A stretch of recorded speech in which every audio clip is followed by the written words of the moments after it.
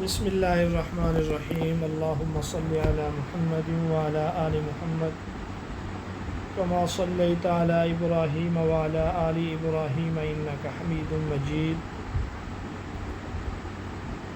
تفہیم اسلامیات صفحہ نمبر ہے PDF میں 215، اور اگر آپ لوگوں کے پاس کتاب موجود ہے تو پھر آپ فہرست میں دیکھ لیں، جو دوسرا حصہ شروع ہو رہا ہے، حصہ دوم، وہاں سے ہم پڑھیں گے۔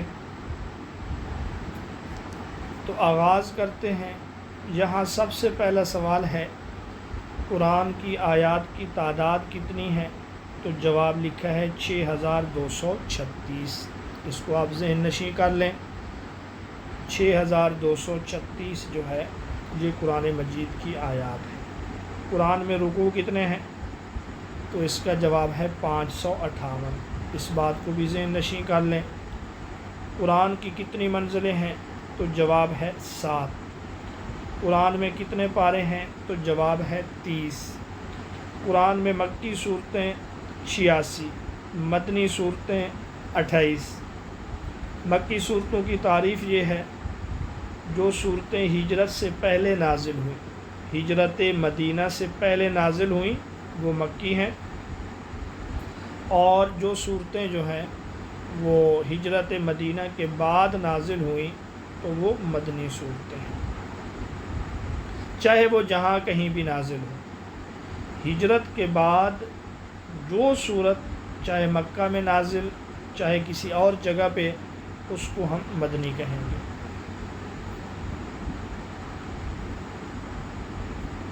قرآن میں کل کتنے سجدے ہیں؟ تو جواب ہے 14۔ اہل شفافے کے نزدیک کل کتنے سجدے ہیں؟ یہاں جواب 15 لکھا ہے، یہ غلط ہے، اس کو ٹھیک کر لیں، 14 سجدے ہیں۔ سب سے پہلے کون سی صورت نازل ہوئی؟ تو سورۃ علق۔ سب سے آخر میں کون سی صورت مکمل نازل ہوئی؟ تو اس کا جواب ہے سورۃ النصر۔ تو یہ چند سوالات ہیں، ان کو ہم سمجھیں گے آج، ان کی تفصیل اور وضاحت پڑھیں گے۔ سب سے پہلے تو لفظ قرآن، یہ قرآن مجید کا سب سے مشہور نام ہے، اور یہ لفظ نکلا ہے قرأ سے، قاف، را اور حمزہ، قرأ۔ قرآن کے معنی ہے پڑھنا اور جمع کرنا۔ یہ مصدر ہے، اور مصدر کبھی اس میں مفعول کے معنی میں آتا ہے، تو یہاں پر بھی اسی طرح ہے، قرآن بمعنی پڑھی جانے والی کتاب۔ اور پھر اس کے آخر میں جو الف نون ہے، یہ مبالغہ کے لیے ہے، یعنی بہت زیادہ پڑھی جانے والی کتاب۔ چونکہ قرآن سب سے زیادہ پڑھی جاتی ہے، اس لیے اس کا نام ہی قرآن ہے۔ اور قرآن کا جو معنی ہے جمع کرنا، چونکہ قرآن مجید نے تمام علوم کو اپنے اندر جمع کر لیا ہے، قرآن سابقہ تمام کتابوں کے لیے جامع ہے، اس لیے اس کو قرآن کہا گیا۔ اس کا نام قرآن اس وجہ سے بھی رکھا گیا،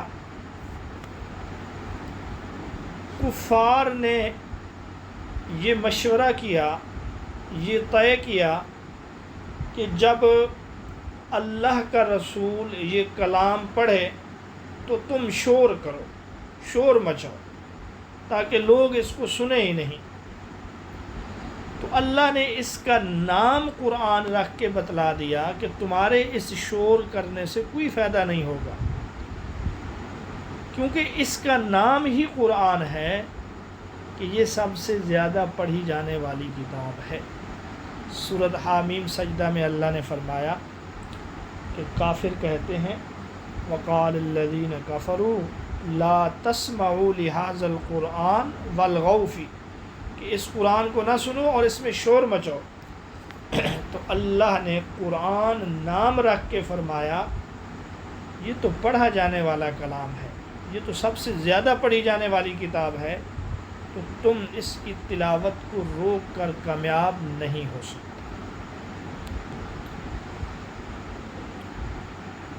قرآن کی جو اصطلاحی تعریف ہے وہ یہ ہے، یہ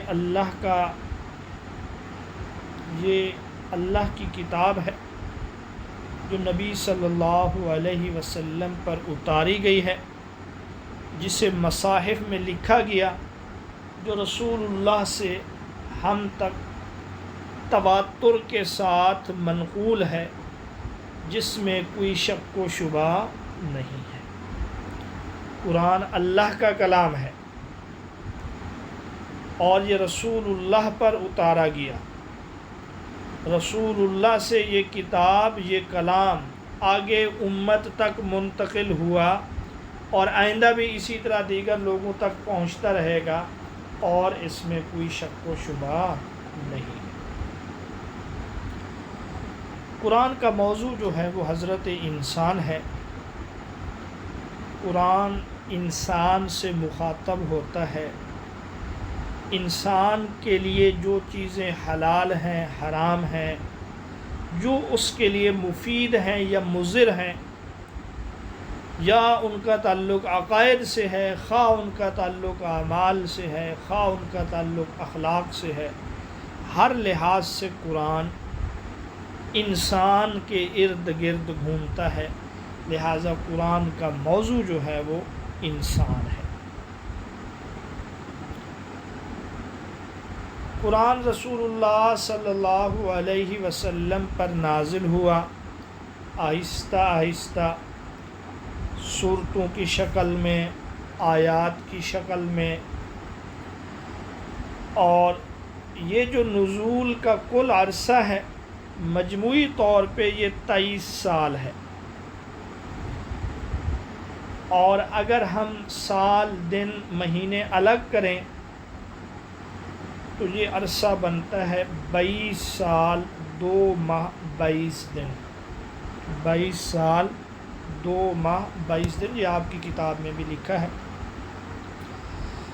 پھر قرآن مجید کا وہ حصہ جو مکی ہے، یعنی وہ صورتیں جو ہجرت سے پہلے نازل ہوئیں، وہ عرصہ 13 سال ہے مجموعی طور پہ، تاہم اگر ہم سال، مہینے اور دن الگ کریں تو وہ 12 سال 5 ماہ 13 دن بنتے ہیں تقریباً۔ مدنی صورتیں جو ہیں، مدنی حصہ جو ہے، جو تقریباً 28 صورتیں ہیں، وہ مجموعی لحاظ سے 10 سال ہے، الگ الگ ہم کریں تو یہ 9 سال 9 ماہ اور 9 دن بنتے ہیں۔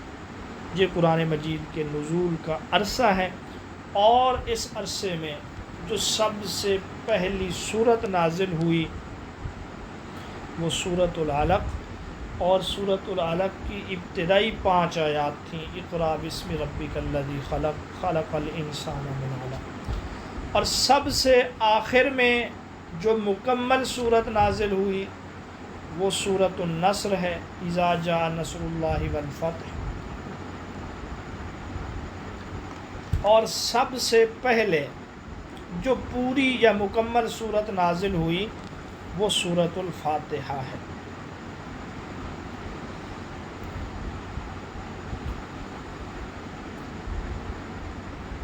قرآن جو ہے یہ مجموعہ ہے آیات اور سورتوں کا۔ قرآن 2 چیزوں کا نام ہے کہ قرآن میں آیات ہیں، آیات سے مل کر جو ہے پھر صورتیں بنتی ہیں۔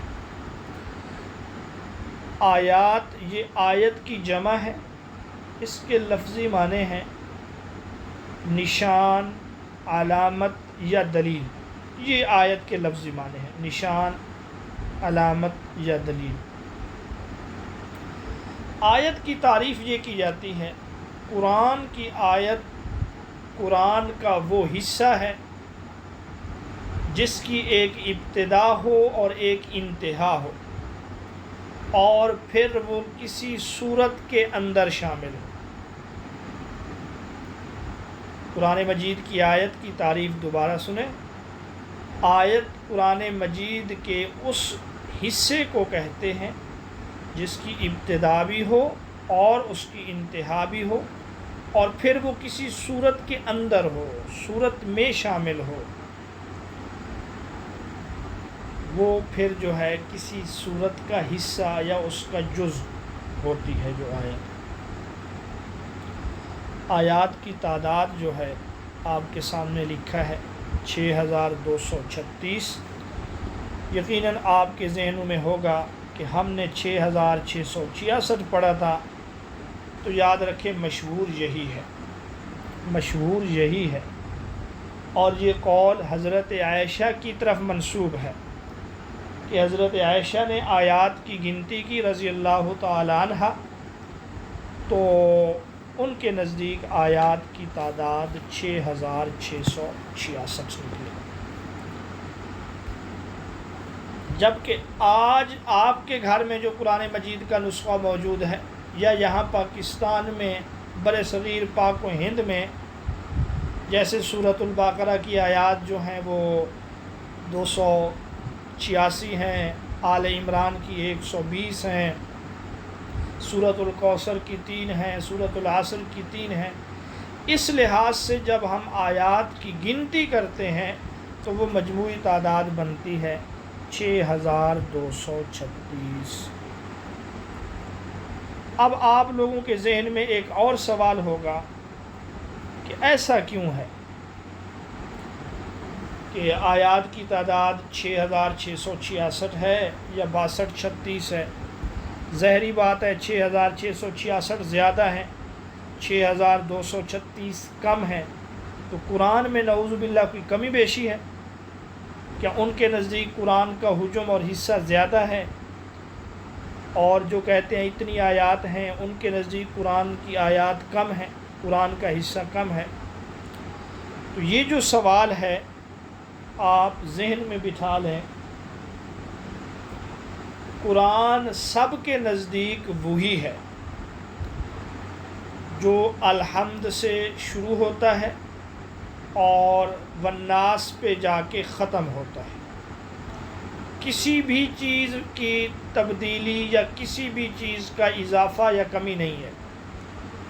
قرآن سب کے نزدیک سیم ہے، حروف میں کوئی اضافہ نہیں ہے، حجم میں کوئی اضافہ نہیں ہے۔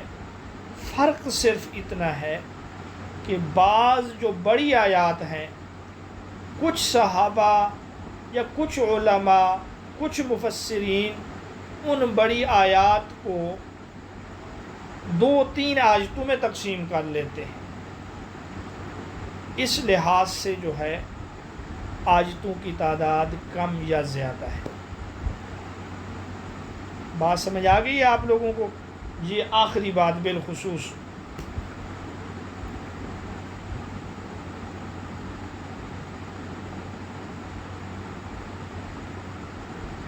جی بولیں، اگر یہ بات سمجھ آ گئی ہے تو پھر میں آگے بڑھتا ہوں۔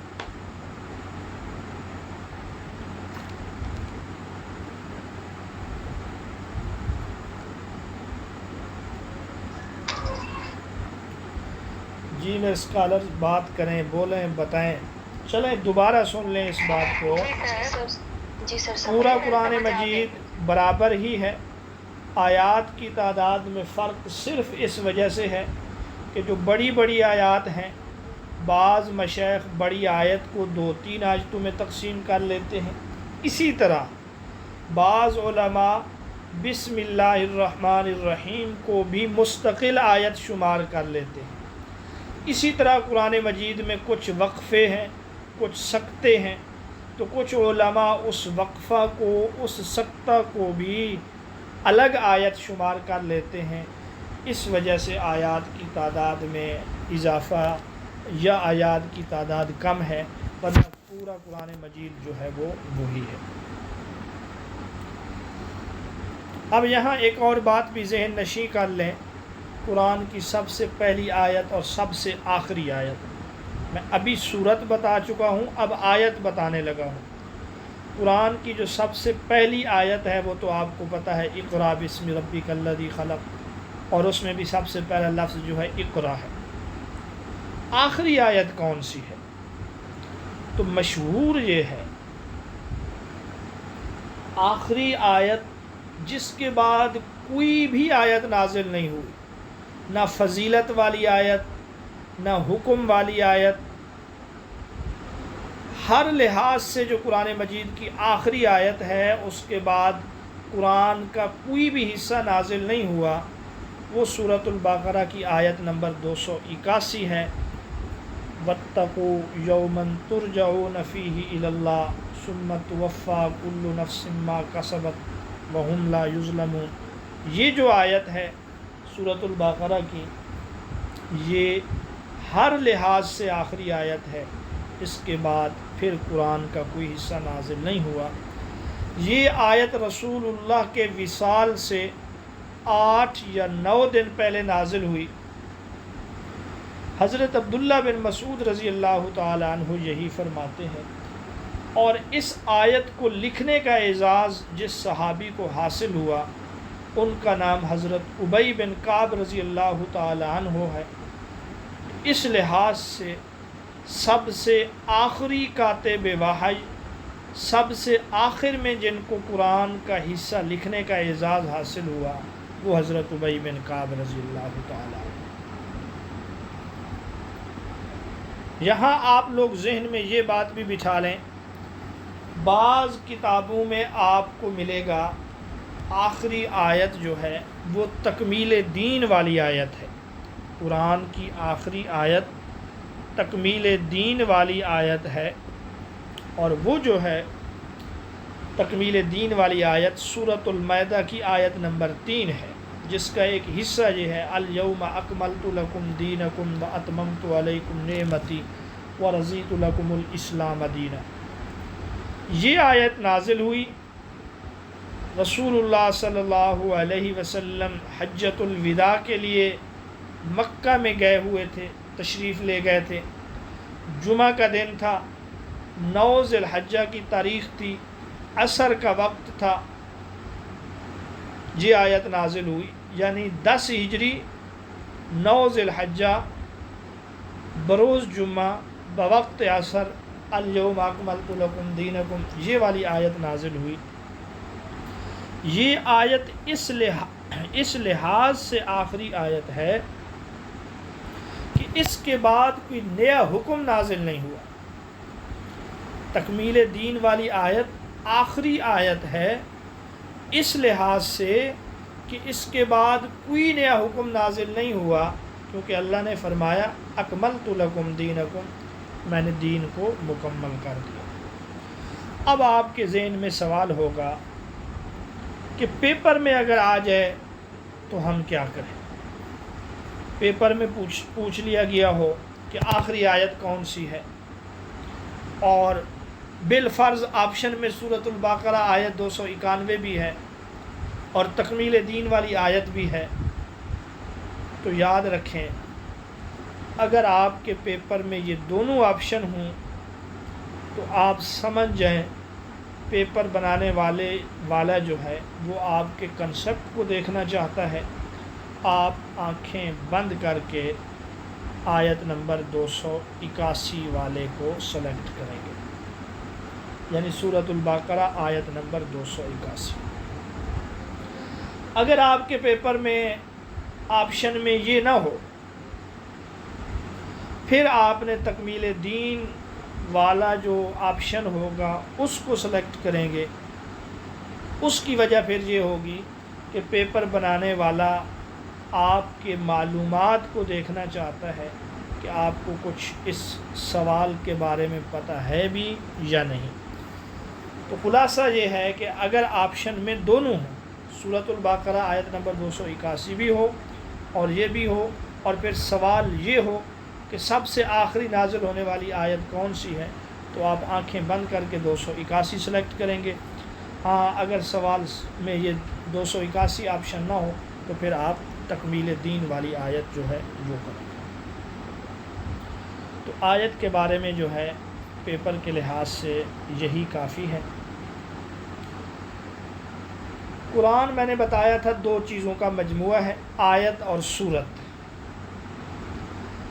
سورت کا معنی ہے بلندی، سورت کا معنی ہے رفعت، سورت کا معنی ہے کسی چیز کا عظیم ہونا، بلند مرتبہ ہونا۔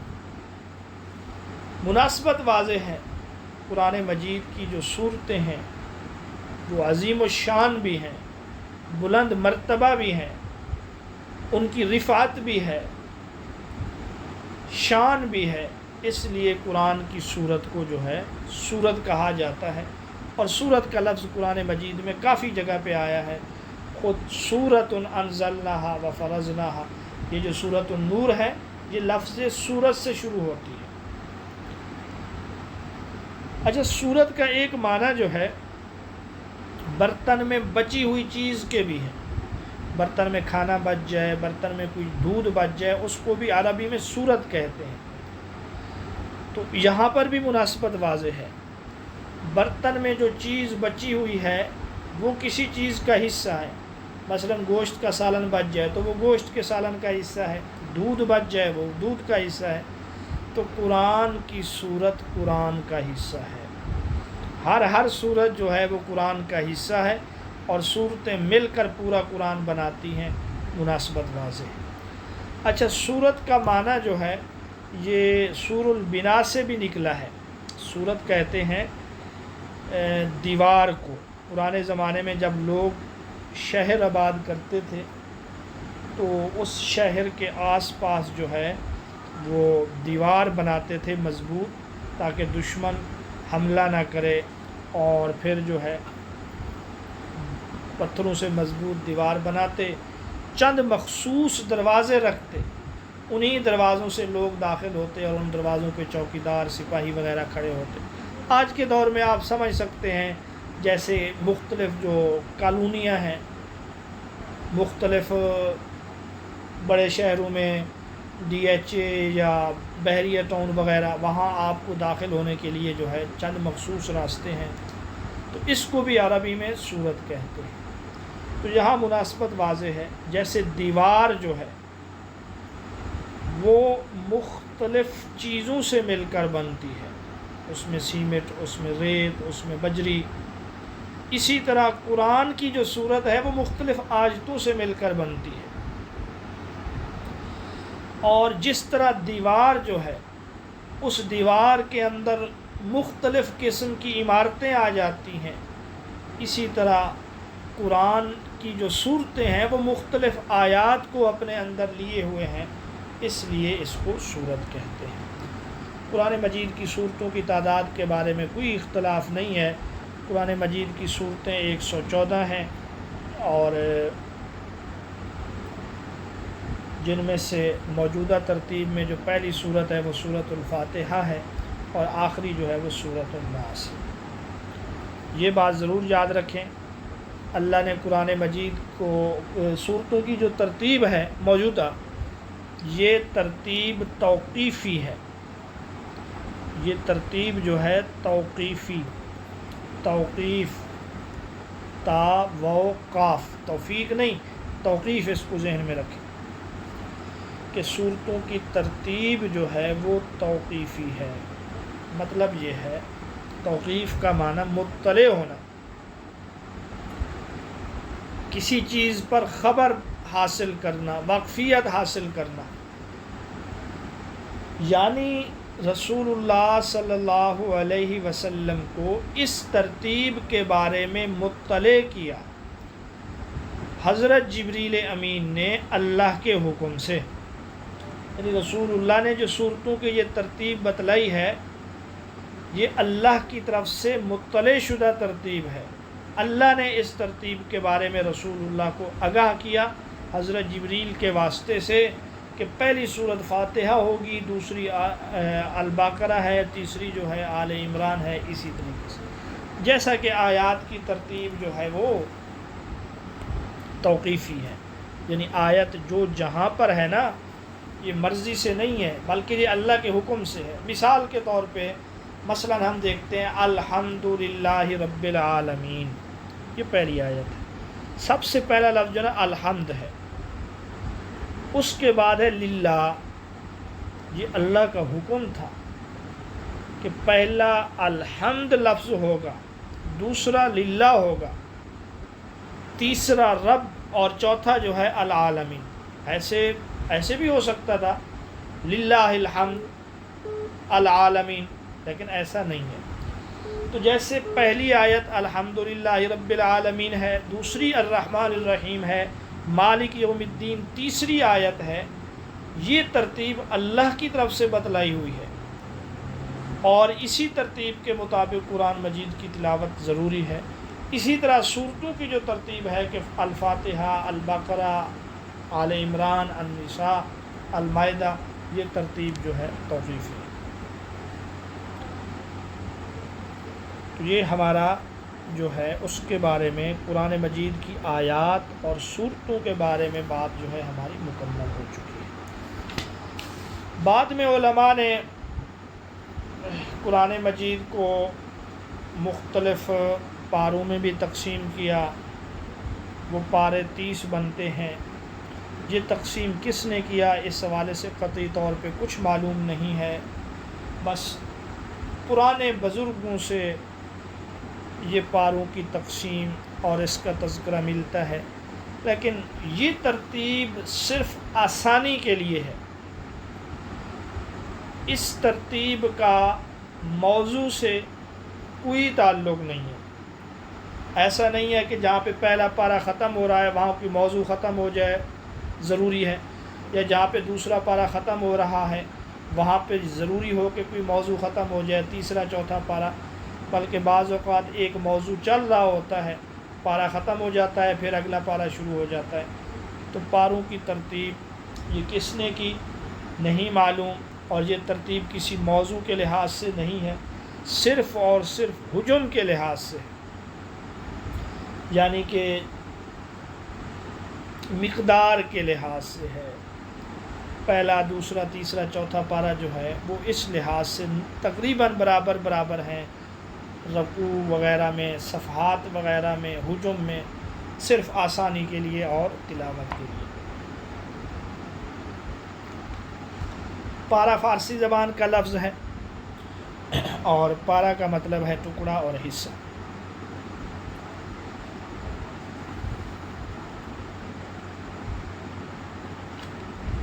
قرآن مجید کی منزلیں یہ 7 ہیں۔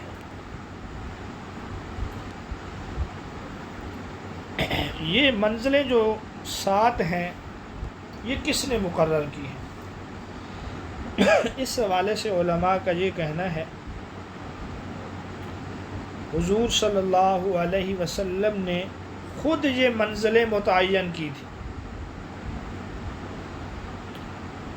کچھ صحابہ ایسے تھے قرآن کا جتنا بھی حصہ نازل ہو چکا ہوتا تھا وہ اس کو ہفتے سے پہلے پڑھ لیتے تھے، 1 دن میں، 1.5 دن میں، 1 رات میں۔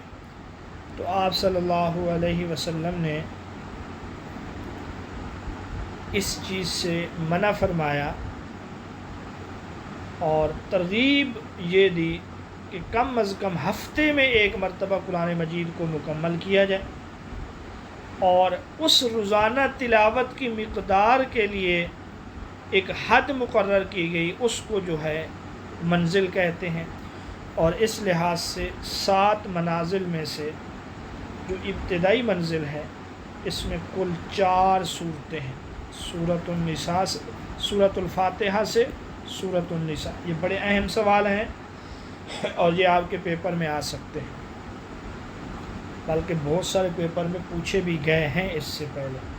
پہلی منزل میں 4 صورتیں ہیں، سورۃ فاتحہ تا سورۃ النساء، اور دوسری منزل میں جو ہے 5 صورتیں ہیں، سورۃ مائدہ تا سورۃ توبہ۔ تیسری منزل میں 7 صورتیں ہیں، سورۃ یونس سے لے کر سورۃ نحل تک۔ چوتھی منزل میں 9 صورتیں ہیں، سورۃ بنی اسرائیل سے سورۃ فرقان تک۔ 5ویں منزل میں 11 صورتیں ہیں، شعراء سے سورۃ یاسین تک۔ چھٹی منزل میں 13 صورتیں ہیں، سورۃ صافات سے سورۃ حجرات تک۔ سب سے زیادہ صورتیں آخری اور 7ویں منزل میں ہیں، ان کی تعداد 65 ہے، جو سورۃ قاف سے لے کر سورۃ الناس تک ہے۔ اور اس کو یاد رکھنے کا آسان فارمولہ وہ لفظ ہے فمی بشوق۔ فمی بشوق کا مطلب، فم کہتے ہیں عربی میں منہ کو، یا نسبت کے لیے، فمی میرا منہ، بشوق قرآن مجید کے لیے شوق اور رغبت رکھتا ہے، تو فا سے فاتحہ مراد ہے، میم سے میدہ، یا سے یونس، با سے بنی اسرائیل، شین سے شعراء، واو سے جو ہے والصافات، اور قاف سے قاف والقرآن المجید۔ یہ 7 منازل کو یاد رکھنے کے لیے سب سے آسان فارمولہ ہے۔ تو قرآن مجید کی منازل جو ہیں وہ 7 ہیں۔ ہر منزل میں کتنی صورتیں ہیں یہ آپ لازمی یاد رکھیں، اس میں کوئی سمجھنے والی بات نہیں ہے، صرف ذہن میں بٹھانے والی بات ہے کہ پہلی منزل میں 4، دوسری میں پھر 5، پھر اس کے بعد جو ہے نا آپ 2 صورتوں کا اضافہ کرتے ہیں، 7، 9، 11، 13، اور پھر اس کے بعد جو ہے 13 کو آپ 5 کے ساتھ ضرب دے دیں تو وہ بن جاتا ہے 65۔ چھٹی اور 7ویں منزل کو ایک ساتھ لکھ لیں نا، 5ویں اور چھٹی کو پہلے 5 لکھیں اور پھر 6 لکھیں تو یہ 65 بن جاتا ہے۔ آخری منزل میں سب سے زیادہ صورتیں۔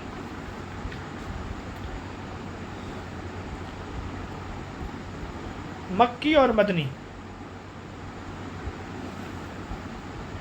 پورے قرآن مجید کو علماء نے 2 حصوں میں تقسیم کیا ہے، مکی صورتیں یا مکی حصہ، مدنی صورتیں یا مدنی حصہ۔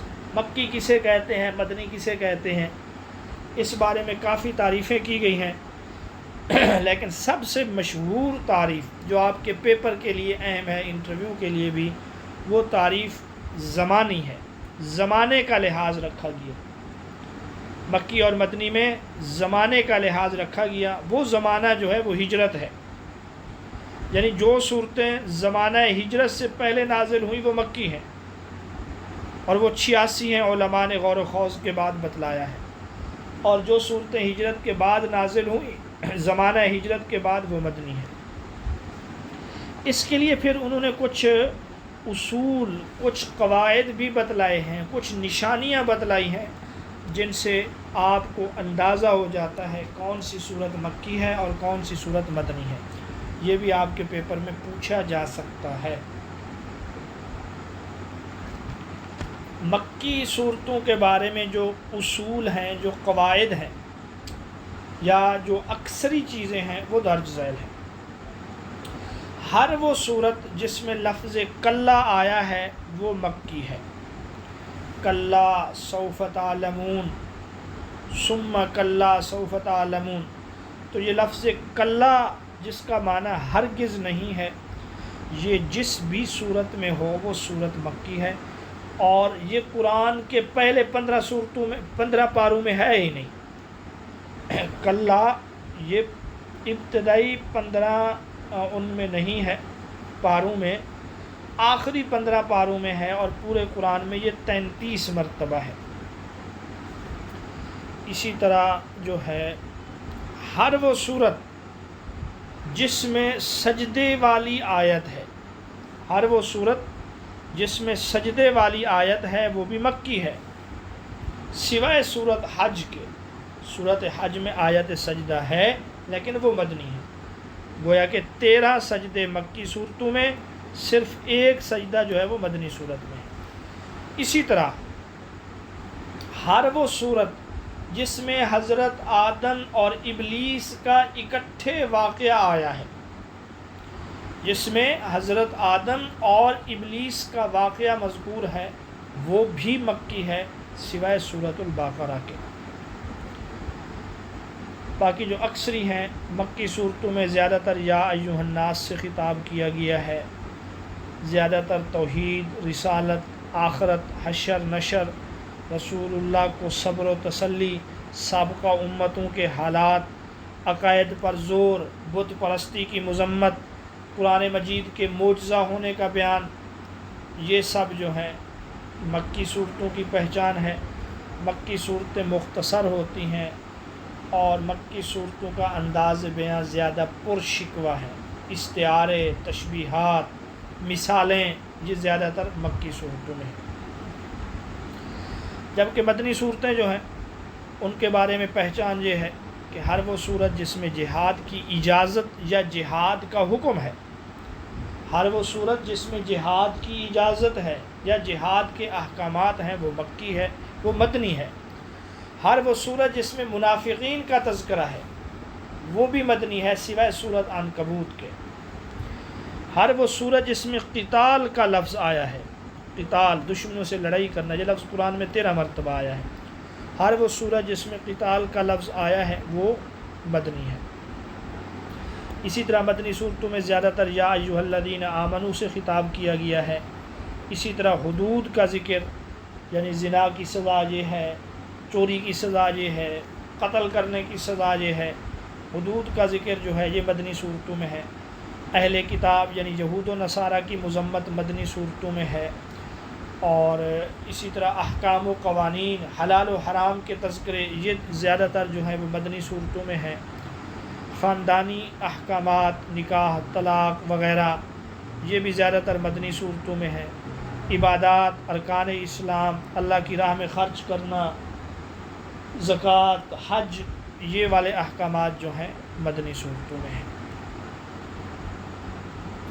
تو یہ ہمارا آج کا سبق تھا۔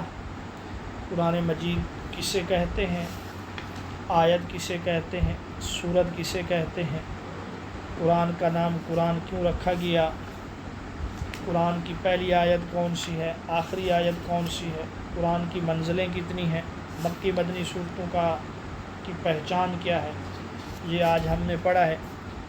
اور اسی طرح جو ہے صورتوں کی ترتیب توقیفی ہے، آیتوں کی ترتیب توقیفی ہے، یہ بھی آج ہی ہم نے پڑھا ہے۔ مزید انشاءاللہ ہم کل جو سوالات پڑھیں گے اس میں قرآن وحی الہی ہے، وحی کسے کہتے ہیں، سجدہ کیا ہے، مقام سجدہ، وجہ، یہ کل پڑھیں گے انشاءاللہ۔ اور اس کے علاوہ جو ہے تدوین قرآن کسے کہتے ہیں، تدوین قرآن کے ادوار کون سے ہیں، یہ بھی ہم کل دیکھیں گے۔ آپ میں سے کسی کا کوئی سوال ہو تو پوچھ سکتے ہیں۔